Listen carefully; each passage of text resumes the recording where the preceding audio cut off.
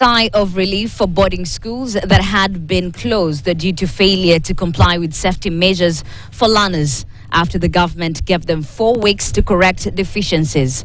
Now, this came on a day when a section of members of parliament accused the Ministry of Education of using a previous inspection to close down the schools instead of going for fresh inspection. This report was prepared by Noel Nabiswe and voiced by Marian Barasa.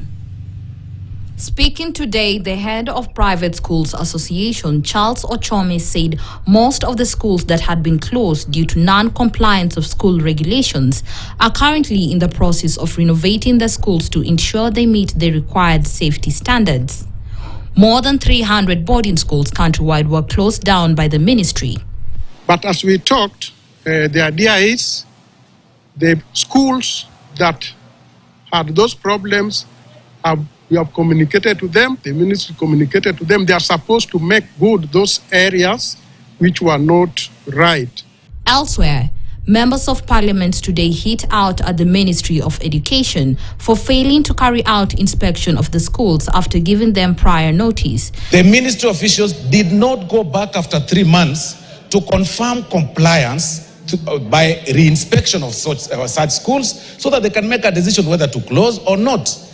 Meanwhile, the government has launched 1,236 projects to be implemented in marginalized areas across the country.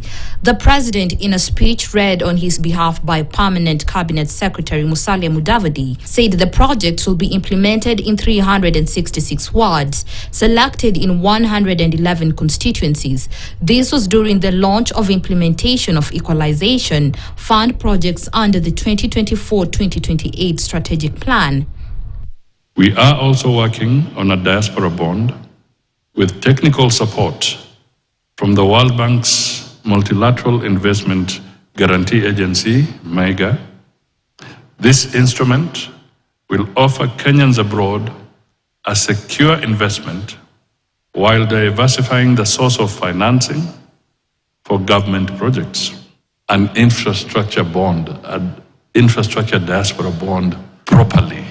Meanwhile, the Intergovernmental Authority Development, in collaboration with USAID and Ministries of Health from Kenya and Uganda, has held a 3-day meeting that seeks to strengthen cross-border prevention and control.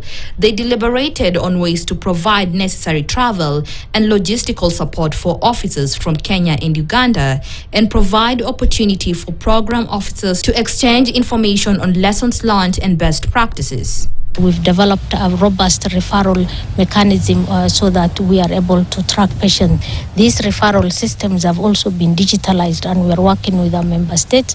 We have managed to reduce the number of lost to follow up as a result of this partnership, and therefore we do feel and that the mortalities associated with TB is actually going down in amongst our countries, and this has greatly improved the TB treatment outcome.